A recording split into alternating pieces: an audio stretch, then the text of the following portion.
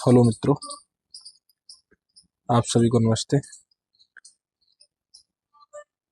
चलिए तो हम क्लास स्टार्ट करते हैं बिना किसी देरी के।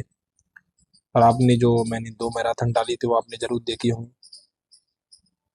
अगर आपने अभी तक सब्सक्राइब नहीं किया है तो आप सब्सक्राइब कर लें और दोस्तों को शेयर कर दें, इससे वो भी जुड़ जाए। तो जो क्लास नंबर जो 38 थी उसमें हमने 20 क्वेश्चन कर लिए थे।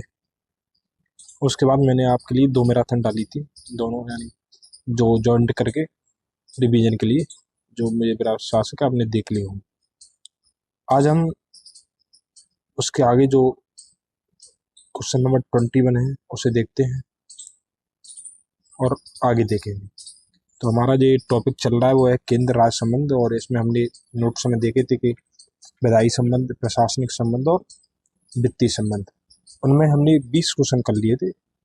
मैंने आपको थोड़ा रिकैप बता दिया। अब हम 21 से स्टार्ट करते हैं। तो भारत में राज्यों के बीच सहयोग और समन्वय प्राप्त करने के लिए निम्नलिखित संस्थाओं में से कौन सी संविधानेतर और विधियेतर संस्था है। तो सबसे पहले अपन को क्वेश्चन देखना है कि क्या पूछ रहा है वो, कि संविधानेतर और विधियेतर यानी संविधान से इतर यानी उससे हटके, वो विधि से इतर यानी उससे भी हटके, ना यानी वो तो ना तो उसका उल्लेख संविधान में होना चाहिए और न ही उसका उल्लेख विधि में होना चाहिए, उससे यानी कार्यालय में प्रस्ताव है। तो सबसे पहले हमें ये पता है कि जो अंतर्राष्ट्रीय परिषद है अनुच्छेद 263 के तहत इसका जो संविधान में उल्लेख है, इसलिए ऑप्शन डी गलत हो जाएगा, ऑप्शन सी भी गलत हो जाएगा।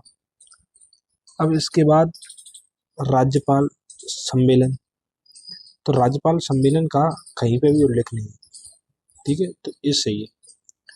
आंचलिक परिषद है, इन्हें अपन क्षेत्रीय परिषदें कहते हैं, तो इनका उल्लेख, इनके लिए हमने एक एक्ट बनाया है, इस वजह से ये भी गलत हो जाएगा। तो मुख्यतः ऑप्शन ए 1 और 2 दोनों सही है। जो राष्ट्रीय विकास परिषद है उसकी स्थापना 1950 में हुई थी, अगर आपको ध्यान हो।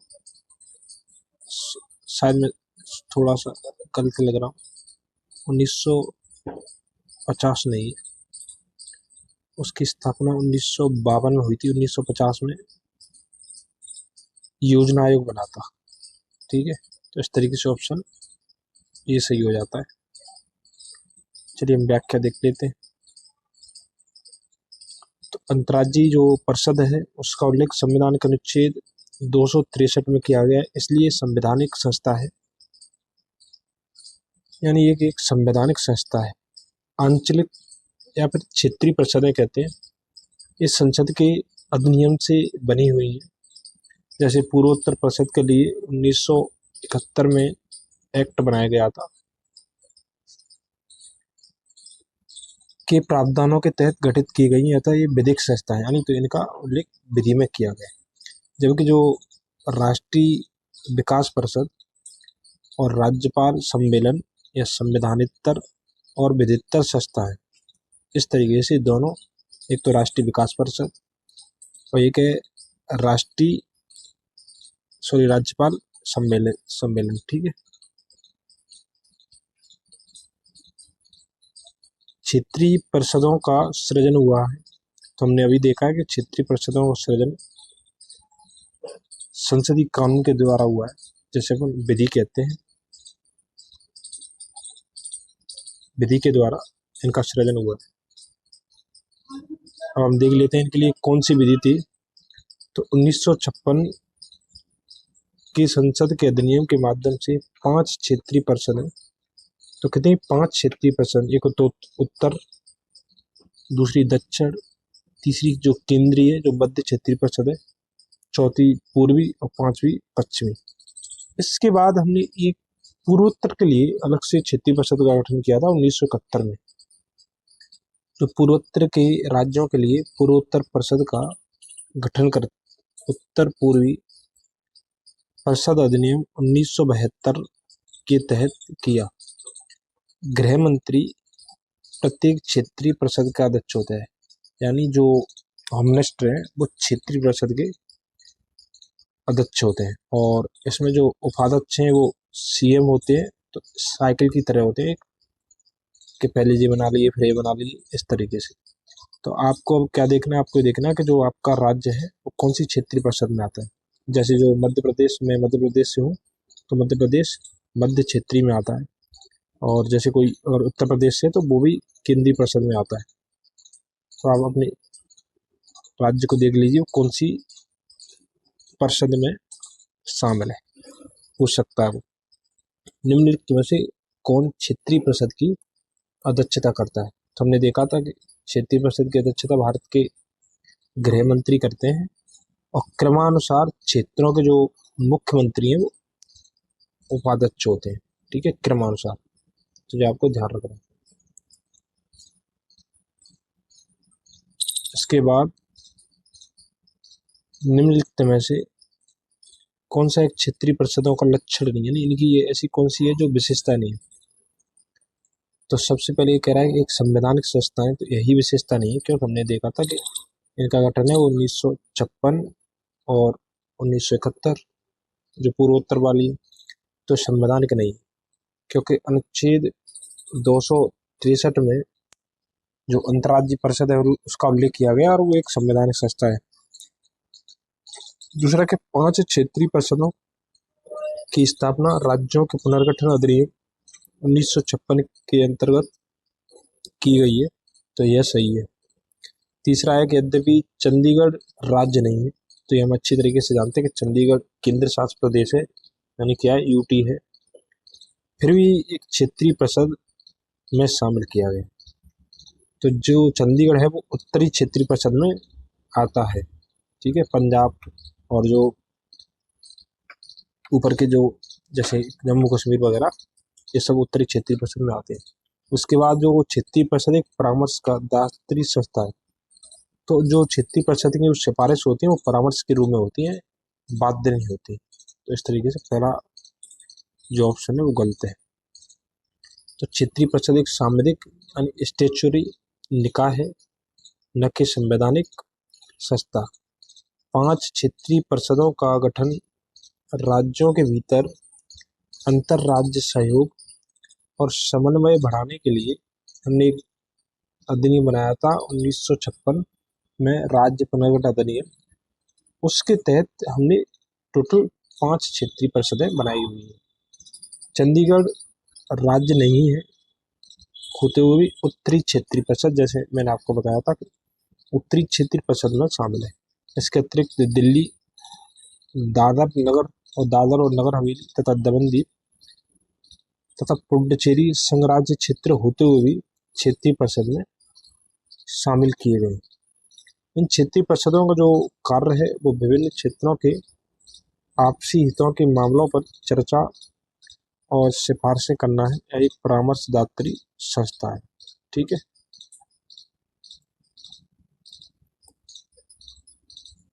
अब इसके बाद भारत में क्षेत्रीय परिषदों के संदर्भ में निम्नलिखित में से कौन सा कथन सही है। अब ये कह रहा है कि नीचे दिए गए कोट का प्रयोग करके सही। तो हम सबसे पहले ये देखते हैं, पहले एक पे विचार करेंगे। परिषदें भारतीय संघ व्यवस्था के उपसंघीय सूत्र के रूप में कार्य करते हैं, यानी एक जो परिषद है, देखिए इंडिया एक संघ है, टोटल इंडिया संघ है, तो उसमें छोटी छोटी क्षेत्रीय परिषद है, तो उपसंघ के रूप में कार्य करती है, क्योंकि इसमें राज्य शामिल होते हैं। जैसे एक में 5 या फिर 6, तो एक उपसंघ बन जाता है, तो सही है। परिषदें भारतीय संघीय व्यवस्था में या संघ व्यवस्था में राज्यों के मध्य सहयोग एवं एकीकरण का मार्ग प्रशस्त करती है, तो ये भी सही है। क्योंकि जो एक परिषदें होती हैं उनका मेनली जो कार्य होता है, जैसे जिस मान के चलिए जो मध्य परिषद है, तो उसमें उत्तर प्रदेश है, मध्य प्रदेश भी है, तो जो जैसे मध्य प्रदेश और उत्तर प्रदेश के बीच अगर कोई विवाद होता है तो उसे यहाँ पे सुलझा लिया जाता है। जैसे मैं उदाहरण के लिए बता दूं, तो एक आपने देखा होगा कि केन जो लिंक परियोजना है उत्तर प्रदेश और मध्य प्रदेश के बीच में, तो उसका समाधान यहाँ पे कर लिया गया इस तरीके से। तो ऑप्शन सी 1 और 2 सही। जो अभी मध्य प्रदेश और महाराष्ट्र के बीच में एक समाधान हुआ था। यानी सॉल्यूशन एक किया गया था नदियों के ऊपर। तो इस तरीके से वो देख सकते हैं। तो क्षेत्रीय जो परिषद है वो भारतीय संघीय व्यवस्था के उपसंघीय सूत्र के रूप में कार्य करती है। ठीक है, यह एक बेहतर मंच प्रदान करती है, मतलब एक ऐसा मंच उपलब्ध कराती है जहाँ पे जो जो उस एरिया के जो मुख्यमंत्री हैं और जो उसमें शामिल राज्य हैं वो एक साथ बैठकर आप जो विवाद है उन्हें आपसी सहमति के आधार पर सुलझा सकते हैं।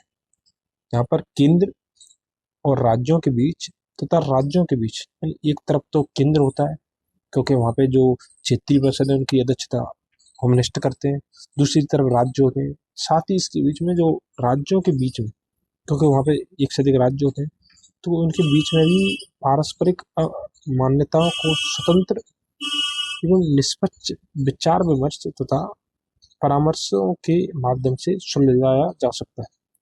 तो इसमें मेनली अपनी इसमें कोई भी जैसे विवाद का समाधान हो रहा है तो उसमें वोटिंग नहीं होती, इसमें आपसी सहमति से उसमें समाधान का प्रयास किया जाता है। ये आर्थिक, राजनीतिक, सांस्कृतिक रूप से एक दूसरे से जुड़े हुए राज्यों के लिए सहयोगात्मक प्रयास के लिए क्षेत्रीय मंच है। यह राष्ट्रीय परिप्रेक्ष्य को ध्यान में रखते हुए क्षेत्रीय पहलुओं को शामिल कर विशिष्ट मामलों पर ध्यान केंद्रित करने के लिए सक्षम है। इस प्रकार ये क्षेत्रीय परिषद है भारतीय संघ व्यवस्था में राज्यों के मध्य सहयोग एवं एकीकरण का मार्ग प्रशस्त करती है। ठीक है, इस तरीके से वो देख सकते हैं। अब है कि झारखंड जो क्षेत्र है उसके लिए एक स्वायत्त परिषद का गठन किया गया था। वो कब किया गया था? तो देखिए झारखंड का प्रश्न, अगर कोई झारखंड से क्लास देख रहा है तो वो देख सकता है कि 8 अगस्त 1995। तो झारखंड क्षेत्र स्वायत्त परिषद झारखंड एरिया ऑटोनोमस काउंसिल का गठन 8 अगस्त 1995 को संथाल परगना और छोटा नागपुर क्षेत्र के 18 जिलों को शामिल करते हुए किया गया था। शिबू सोरेन इस परिषद के अध्यक्ष नामित किए गए थे। शिबू सोरेन हमारी उस समय कौन है? तो सीएम। तो वहाँ का कौन होता है? सीएम। निम्नलिखित में से कौन सा सही सुमेलित नहीं? तो दिया कि अंतर्राज्यीय पानी के झगड़ों में केंद्रीय संसद के अधिनिर्णय की शक्ति भारतीय संविधान का अनुच्छेद 262। तो जब आप अनुच्छेद 262 पढ़ोगे तो उसमें जो अंतर्राज्यीय जल विवाद है उनके समाधान की बात करी गई है। उनके लिए हमारी संसद ने न्यायाधिकरण का भी गठन किया है, जो पहले नॉन परमानेंट होता था, परमानेंट है, और साथ ही एक समिति भी बना दी है जो समाधान का प्रयास करेगी। तो इस तरीके से सही है। ठीक है, दूसरा कि अंतर्राज्यीय जल विवाद अधिनियम 1956। तो ये भी सही है। जो अंतर्राज्यीय जल विवाद है उनके लिए संसद ने 1956 में एक्ट बनाया था। 1956 में ही क्षेत्रीय परिषदों के लिए बनाया था। तीसरा है नदी बोर्ड एक्ट 1970। तो ये गलत है, क्योंकि नदी बोर्ड देखिए 1970 में नहीं 1956 में लागू हुआ था। ये गया। चौथा है राष्ट्रीय जल नीति 1987। तो ये सही है। यहाँ पर बस गलत कौन सा है कि जो 1970 है वो 1956 है, इतना आपको ध्यान रखना है। इसके बाद आपने पढ़ा होगा सरकारी आयोग के बारे में, नहीं तो सुना तो होगा ही। तो सरकारी आयोग निम्नलिखित संबंधों में से किसकी समीक्षा हेतु स्थापित किया गया था? तो पहला ऑप्शन है कि प्रधानमंत्री और राष्ट्रपति के साथ। तो ये गलत है, क्योंकि सरकारी आयोग के बारे में हमने क्या पढ़ा है बताइए। तो सरकारी आयोग केंद्र और राज्यों के मध्य संबंधों के निर्धारण के लिए गठित किया गया था। इस तरीके से ऑप्शन सी सही है।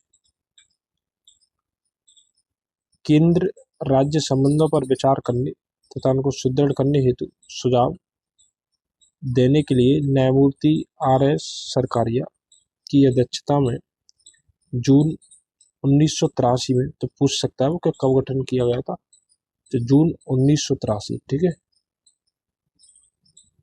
जून 1983 में इसका गठन किया गया था।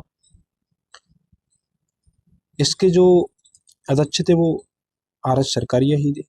इसके सदस्य तो बी सिमरामन तथा आर एस सेन। तो आपको ये भी ध्यान रखना है, बहुत इंपॉर्टेंट है कि इनके सदस्य पूछ लेता है, जैसे उत्तर प्रदेश पीसीएस में पूछा था, बी सिमरामन और आर एस सेन। ठीक है, इनके जो दो सदस्य थे, टोटल इसमें 3 मेंबर थे, 2 सदस्य थे।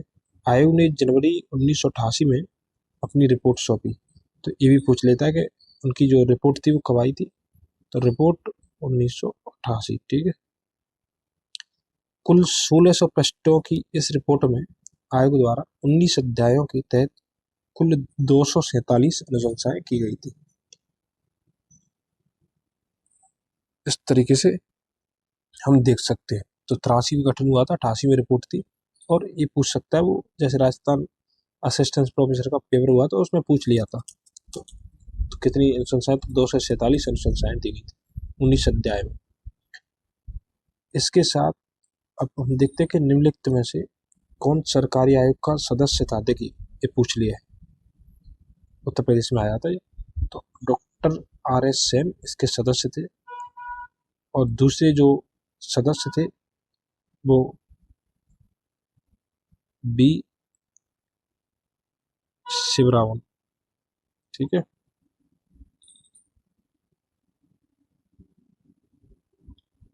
इसके बाद हम देखते हैं कि निम्नलिखित में से किस वर्ष सरकारी आयोग जिसे केंद्र राज्य संबंधों में परिवर्तन की संस्तुति का अधिकार दिया गया था, ने अपना प्रतिवेदन जमा किया था। तो इसमें से कोई नहीं, कि हमने देखा था कि 1983 में गठन हुआ था और 1988 में इन्होंने अपनी रिपोर्ट दी थी। तो ऐसा कोई ऑप्शन नहीं है इसमें। तो फिर ई। सरकारी आयोग की सिफारिशों का संबंध किससे है, तो सरकारी आयोग की सिफारिश केंद्र राज्यों के पारस्परिक संबंधों से संबंधित है।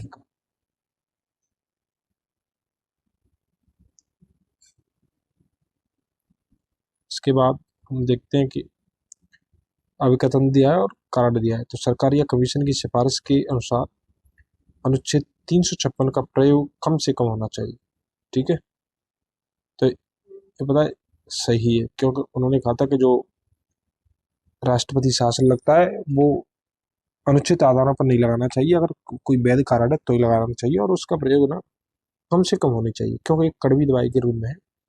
और कड़वी दवाई तभी दी जाती है किसी व्यक्ति को जब उसे कोई ऐसी बीमारी हो या बुखार हो, यानी कोई व्यक्ति दवाई तभी लेता है जब, अगर नॉर्मली ठीक नहीं है। तो इसलिए जब राज्यों का जो प्रशासन है जब वो सही रूप से नहीं चल रहा है तभी इसको लगाया जा सकता है। ऐसा नहीं कि राजनीतिक दुष्प्रयोग की भावना से आप अनुच्छेद 356 का प्रयोग करते हैं तो फिर वो अवैध माना जाएगा। तो इस पर सुप्रीम कोर्ट ने भी अपना डिसीजन दिया था कि अगर जैसे वो 356 का प्रयोग करके राष्ट्रपति शासन लगा भी दिया जाता तो वो उसे हटा भी सकता है, अगर उसके कारण अनैतिक है। कारण है कि जिन राजनीतिक दलों ने केंद्र में सरकार बनाई उन्होंने 356 का दुरुपयोग किया था। तो एक कारण भी सही है, क्योंकि हमने देखा है कि अनुच्छेद 356 का दुरुपयोग चाहे वो कांग्रेस हो चाहे बीजेपी हो, दोनों ने लगातार किया है। तो केंद्र राज्य संबंधों पर विचार करने के लिए सरकारी आयोग का गठन 1983 में हुआ था, जो हमने अभी पढ़ा था। सरकारी आयोग ने अपनी सिफारिश अनुच्छेद 356 को कम से कम प्रयोग में लाने पर बल दिया। कई बार अनुच्छेद 356 का केंद्र में सत्तारूढ़ दलों द्वारा दुरुपयोग हुआ तथा अनुच्छेद 356 के अंतर्गत राष्ट्रपति शासन की घोषणा अन्य प्रावधानों पर विचार किए बिना जल्दबाजी में कर दी जाती है। इस प्रकार कथन और कारण दोनों सही है। कारण कथन की व्याख्या भी कर रहा है, यानी उसे वो प्रूव कर रहा है कि क्यों उसने बताया था कि इसका प्रयोग कम से कम होना चाहिए, क्योंकि जो पूर्व में सरकार रही है उनका रिकॉर्ड रहा है कि उन्होंने इसका दुरुपयोग किया है। इस वजह से अब आता है कि किस आयोग ने स्थायी अंतर्राज्यीय परिषद, जो अंतर सरकारी परिषद के नाम से जानी जाती है, की स्थापना का समर्थन किया। तो इसका जो समर्थन है वो भी सरकारी आयोग ने किया था। हमने देखा है कि अनुच्छेद 263 में अंतर्राज्यीय परिषद का उल्लेख किया है, और जो सरकारी आयोग है वो 1983 में बना था और 1988 में इसने 247 पन्नों की रिपोर्ट अपनी सबमिट करी थी। तो इस तरीके से हम देख सकते हैं।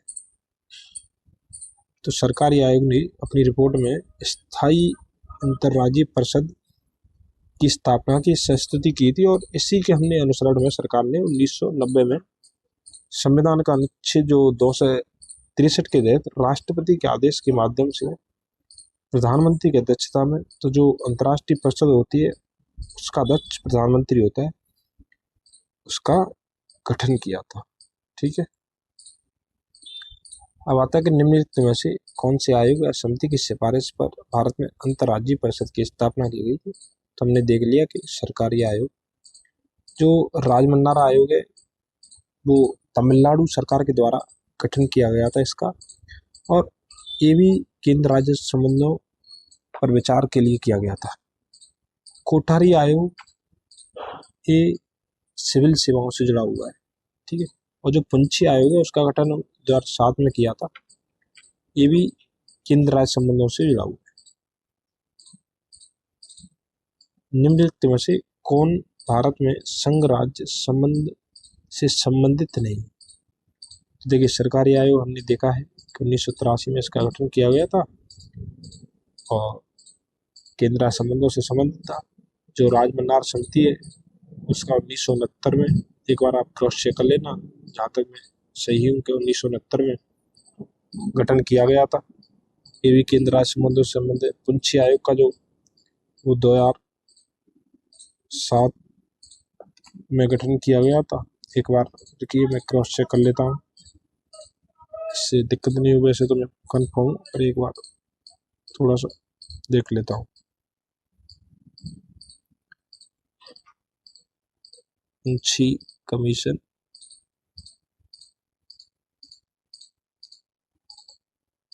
एस्टैब्लिश, हाँ सही है। तो जो अप्रैल 2007 में एस्टैब्लिश किया गया था। एक बार मैं थोड़ा सा उसे और कंफर्म कर लेता हूँ। राजमन्नार कमेटी है। ठीक है, देखिए ये भी कंफर्म है कि ये भी 1969 है।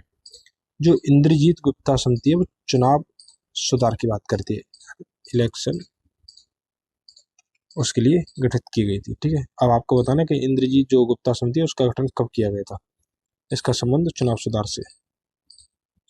तो देखिए दिया है इसमें, इंद्रजीत गुप्ता समिति का जो गठन है वो 1998 में चुनाव सुधार और जन प्रतिनिधि अधिनियम जो 1951 है, जिसे हम RPA रिप्रेजेंटेशन एक्ट 1950 और 51 का है, 2 है, उसमें संशोधन के लिए सुझाव देने के लिए किया गया था।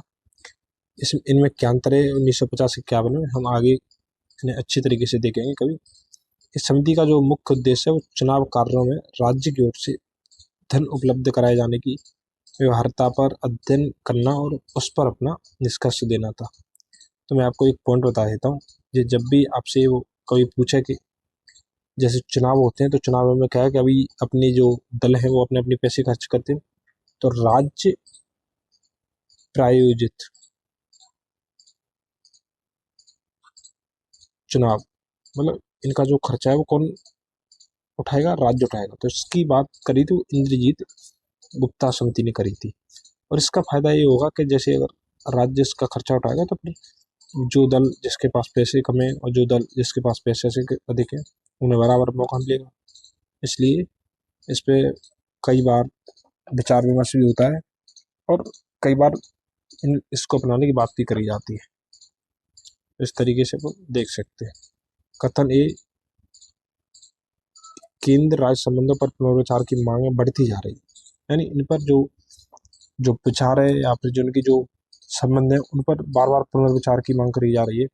क्योंकि हमने देखा है कि 1969 में जैसे राजमन्नार कमेटी, फिर सरकारी आयोग, फिर आपने अगर देखा हो तो फर्स्ट ARC, सेकंड ARC, पंछी कमीशन, बहुत ऐसे कमीशन बने हैं। कारण क्या है कि राज्यों के पास विकास कार्यों के लिए पर्याप्त साधन नहीं। तो ये पॉइंट बहुत वैलिड है, क्योंकि राज्य बार बार केंद्र से पैसे की मांग कर रहे हैं क्योंकि उन्हें अगर अपना विकास करना तो उन्हें भी वित्तीय स्रोतों की ज़रूरत होनी चाहिए या वित्तीय स्रोत होने चाहिए जो उनके पास पर्याप्त रूप में उपलब्ध नहीं है। तो भारतीय संघ में केंद्र की स्थिति और भूमिका शक्तिशाली है तथा इस संबंध में राज्यों का जो वर्चस्व है वो केंद्र का वर्चस्व है राज्यों पर, ठीक है। यद्यपि वित्तीय विषयों का बंटवारा, देखिए बंटवारा 7वीं अनुसूची में किया गया है, बट इसमें भी जो केंद्र है वो शक्तिशाली है, किंतु वित्तीय स्रोतों का जो आवंटन है केंद्र के पक्ष में अधिक है। राज्यों के पास विकास कार्यों के लिए पर्याप्त संसाधन नहीं है। यही कारण है कि केंद्र राज्य संबंधों पर पुनर्विचार की मांग बढ़ती जा रही है। इस प्रकार कथन और कारण दोनों सही है और इसकी सही व्याख्या भी कर रहा है, ठीक है।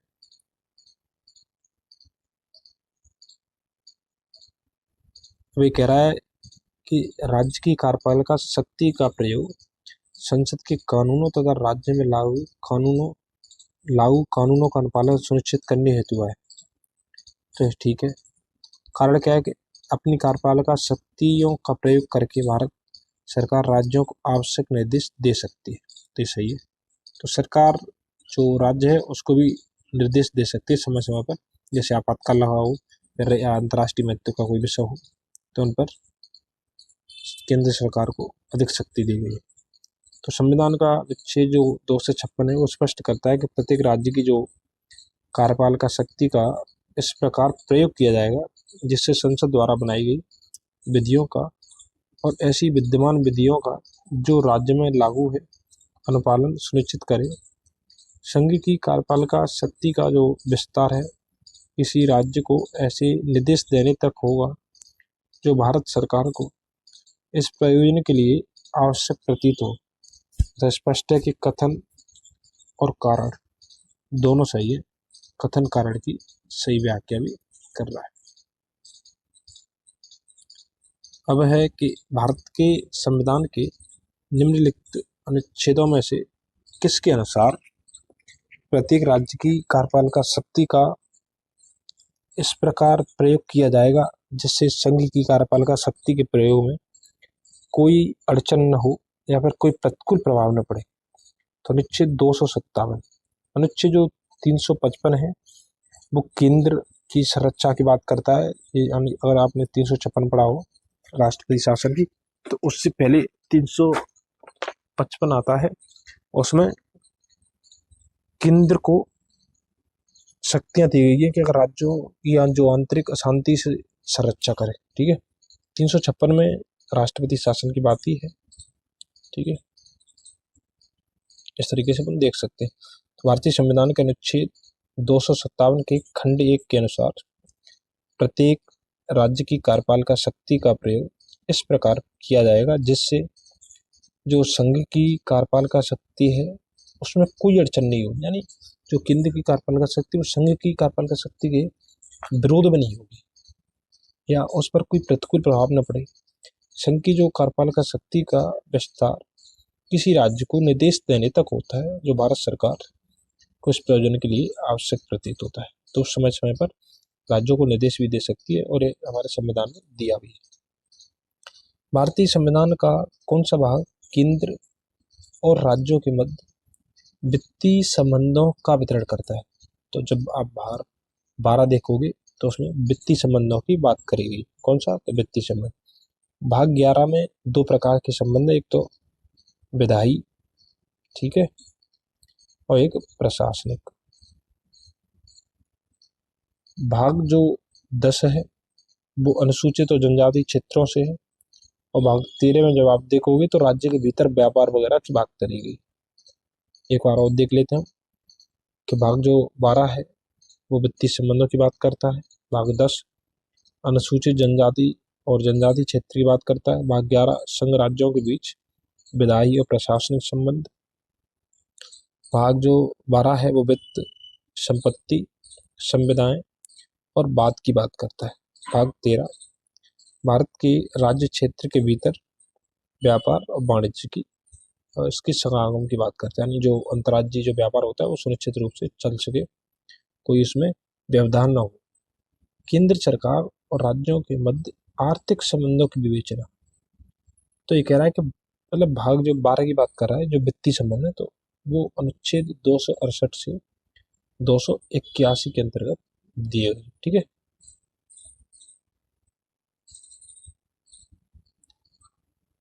तो जो केंद्र और राज्यों के मध्य आर्थिक या फिर जो वित्तीय संबंधों की विवेचना भारतीय संविधान के अनुच्छेद 12 में अनुच्छेद 268 से 281 संघ और राज्यों के बीच संघ राज्यों के मध्य राजस्वों का वितरण के अंतर्गत की रही है।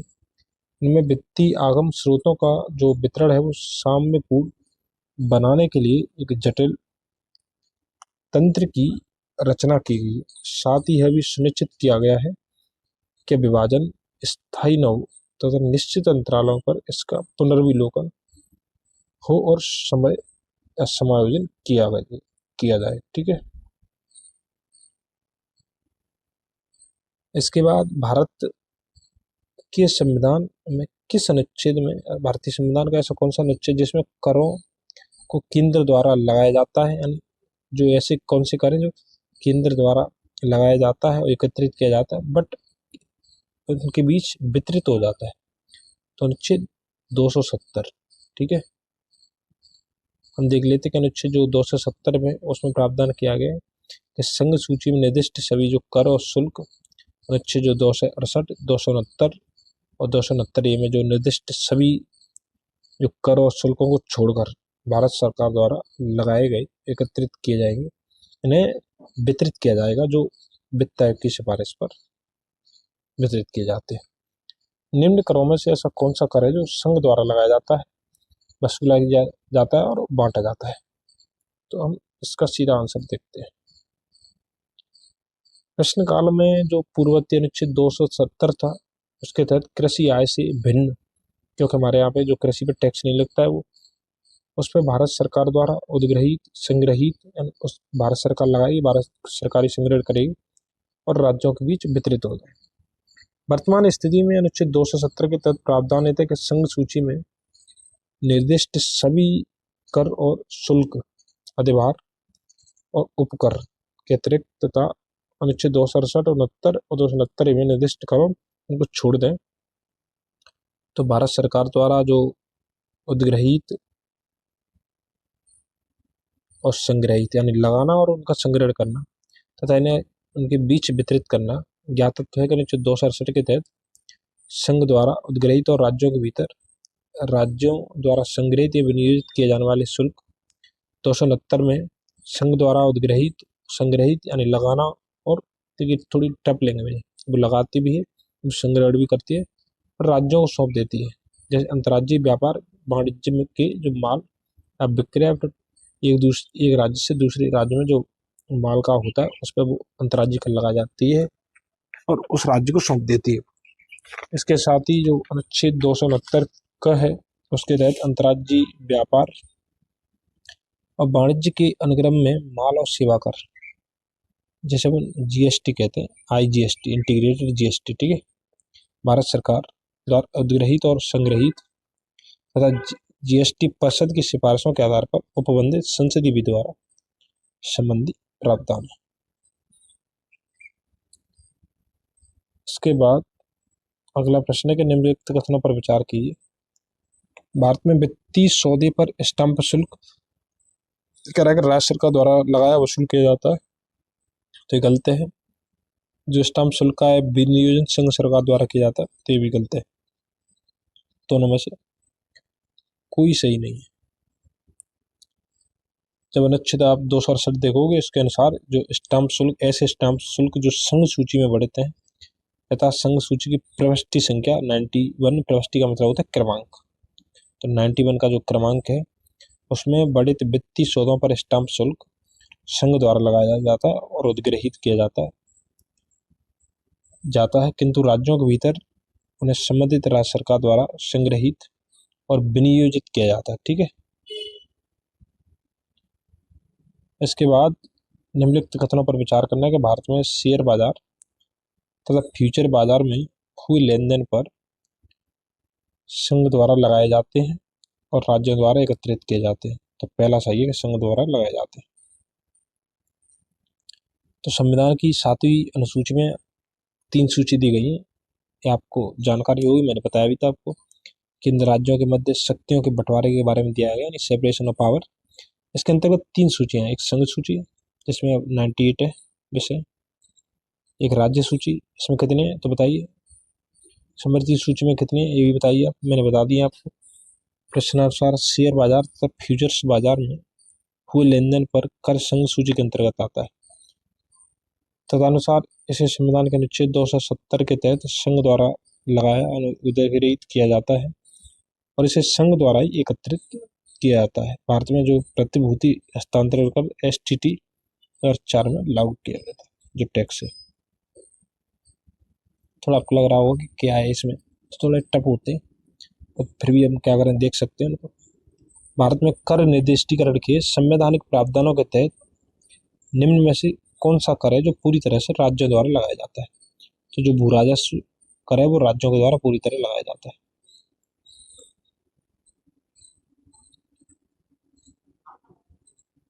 प्रश्नगत करों में से जो भू राजस्व है वो संविधान की 7वीं अनुसूची की सूची 2 यानी राज्य सूची का भाग है, और प्रविष्टि 45 भू राजस्व, जिसके अंतर्गत राजस्व का निर्धारण और संग्रहण, भू अभिलेख रखना, राजस्व के प्रयोजनों के लिए और प्राधिकारों के अभिलेखों के लिए सर्वेक्षण और राजस्व का अन्य संक्रमण के तहत राज्यों का अधिकार क्षेत्र की विषय वस्तु है तथा इसे पूरी तरह से राज्य द्वारा लगाया वसूला भी किया जाता है। तो ये राज्य सूची का विषय पूरी तरीके से राज्य की शक्ति है इस पर, ठीक है।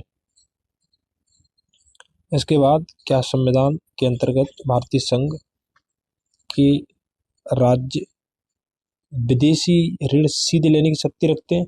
तो ये नहीं, क्योंकि जो राज्य हैं सीधे विदेशी ऋण नहीं ले सकते, इसके लिए परमिशन लेनी होती है। तो भारतीय संविधान का अनुच्छेद जो 293 है उसके तहत जो राज्यों की जो कार्यपालिका शक्ति का विस्तार, उस राज्य की संचित निधि की प्रतिभूति पर ऐसी सीमाओं के भीतर यदि कोई हो, ऐसे राज्य का विधानमंडल समय समय पर विधि द्वारा नियत करता है। भारत के राज्य क्षेत्र के भीतर, तो राज्य क्षेत्र के देखिए भीतर उधार ले सकता है वो, और प्रत्याभूति के माध्यम से। स्पष्ट है कि संविधान के अंतर्गत भारतीय संघ के राज्य विदेशी ऋण सीधे नहीं प्राप्त कर सकते, राज्य द्वारा विदेशी ऋण संघ यानी केंद्र सरकार के माध्यम से, क्योंकि केंद्र सरकार इसकी अपनी संचित निधि की गारंटी देती है, तभी आंतरिक तौर पर देखिए राज्य ले सकते हैं ऋण। लेकिन अगर बाहर से ऋण लेना है तो फिर केंद्र सरकार की गारंटी लगेगी, क्योंकि केंद्र की क्या है, केंद्र अंग के रूप में काम करती है, ठीक है। इस वजह से सीधे ऋण नहीं ले सकते। 7वीं, अच्छा, राज्य सरकारों को कृषि आयकर कौन समूनिधित करता है? तो भारत का संविधान, क्योंकि कृषि आयकर है वो राज्य सूची का विषय है। तो भारत संविधान की जो 7वीं अनुसूची है उसके तहत राज्य सूची में जो प्रविष्टि संख्या 46 है उसके तहत कृषि जो आय है उस पर कर का उल्लेख है। देखो सीधी कृषि पर कर नहीं लगता, बट आपने देखा होगा कि जो भूमि होती है उस पर, जैसे आपने जो भूमि का वो मुआवजा नहीं कहते, इसमें समय समय पर वो भराया जाता है, वहाँ पे जो निगम होता है ना, या सिंचाई कर, तो वैसी चीज बननी होती है, वहाँ पे सिंचाई कर भी भराया जाता है। तो डायरेक्ट टैक्स नहीं लगता कृषि में। तो कृषि आय पर कर का उल्लेख है, अर्थात यह विषय राज्यों के अधिकार क्षेत्र में है। साथ ही संविधान के अनुच्छेद 274 में कृषि आय कर ऐसे कराधान जिनमें राज्य हितबद्ध हैं हेतु प्रावधान किए गए। केंद्र राज्यों के बीच जो वित्तीय विवादों के निपटारे हेतु मुख्य एजेंसी कौन है? तो सर्वोच्च न्यायालय, क्योंकि संघ में हमने देखा था कि एक स्वतंत्र न्यायपालिका होती है जो केंद्र राज्यों के बीच क्या करती है, तो विवादों को निपटारा करती है। अनुच्छेद 131 के तहत पूरे जो मामले सर्वोच्च न्यायालय के अंतर्गत आते हैं। केंद्र और राज्यों के बीच विवादों के निपटारे हेतु मुख्य एजेंसी सर्वोच्च न्यायालय है। भारतीय संविधान के अनुच्छेद 131 के तहत उपयुक्त मामलों का निपटारा करता है, जो वित्त आयोग संघ और राज्यों के मध्य वित्त के बंटवारे की सिफारिश करता है। तो जो इसमें वित्त आयोग भी दिया है ऑप्शन, तो वित्त आयोग मुख्यतः जो करें हैं उनका विभाजन करता है। वित्त मंत्री तो इनका काम तो केंद्र में रहता है। जो वित्त से संबंधित वित्त मंत्री होते हैं उनका बैट बनवाना, उसे लागू करना, और जो वित्तीय विषय हैं उन पर समय समय पर डिसीजन लेना ऐसे कार्य होते हैं। निम्नलिखित करों में से किसके अंतर्गत व्यक्ति द्वारा देय पूर्ण धनराशि संविधान द्वारा सीमित कर दी गई है? तो व्यापार, व्यवसाय, वृत्ति कर। अब क्या है देख लेते हैं अपन।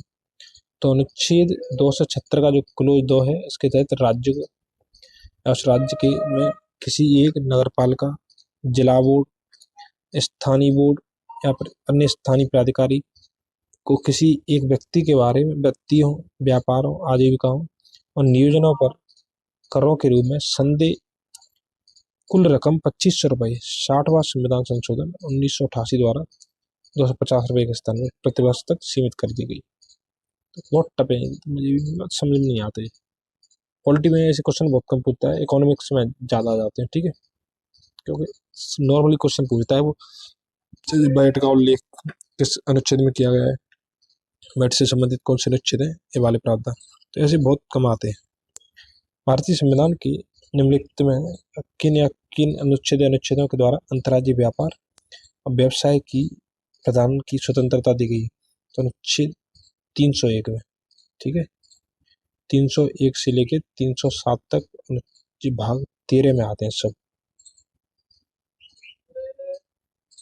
तो भारतीय संविधान का जो अनुच्छेद 301 के अनुसार जो भाग 13 के अन्य उपबंधों के अधीन रहते हुए भारत के राज्य क्षेत्र में सर्वत्र व्यापार, वाणिज्य और समागम, यानी जो व्यापार है वो उस पर कोई व्यवधान नहीं होगा, ठीक है, ये प्रावधान किया गया है। इसके बाद जो इस चैप्टर से केंद्र राज्य संबंधों से लास्ट प्रश्न है कि भारतीय संविधान का अनुच्छेद 3 से किससे संबंधित है? अनुच्छेद 3 से मुकदमे और कार्रवाई से संबंधित है। यहाँ पे एक अनुच्छेद और बता देता हूँ आपको, अनुच्छेद 300A। तो आपको ये बताना है कि इसमें क्या है और यह कौन से संविधान संशोधन के द्वारा जोड़ा गया था। मैं आपको ऑप्शन देता हूँ, 42वां, 44वां, 45वां और 40वां, ठीक है। तो भारतीय संविधान का जो अनुच्छेद 300 है उसके अंतर्गत वाद और कार्रवाई है का उल्लेख है। इस अनुच्छेद के खंड 1 के अनुसार भारत सरकार भारत संघ के नाम से वाद एवं मुकदमा ला सकेगी या उस पर वाद लाया जा सकेगा, और किसी राज्य की सरकार उस राज्य के नाम से वाद ला सकती है या उस पर वाद लाया जा सकता है। अनुच्छेद 302 में व्यापार, वाणिज्य और समागम पर निर्बंधन आरोपित करने की संसद की शक्ति। अनुच्छेद 76 में तो आपको पता ही होगा कि भारत का मानवाधिकार का उल्लेख है। चलिए आप एक कुछ प्रश्न बताइए कि जो राज्य का महाधिवक्ता है, राज्य का जो महाधिवक्ता,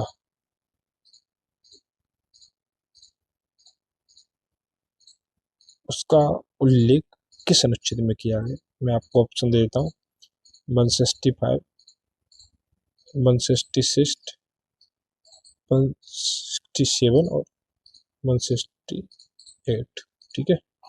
तो इस तरीके से ये आपका जो चैप्टर है वो यहाँ पे क्या हो जाता है, समाप्त हो जाता है।